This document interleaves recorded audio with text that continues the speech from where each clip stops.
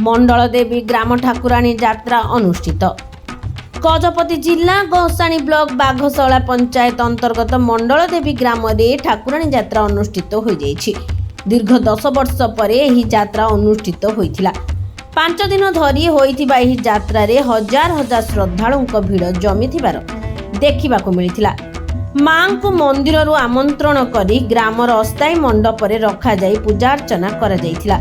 प्रतिदिन मां को ग्राम परिक्रमा करा जाउथिला।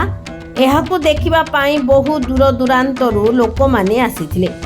स्वतंत्र पूजा अर्चना पर प्रसाद सेवन कार्यक्रम व्यवस्था करा जाइथिला।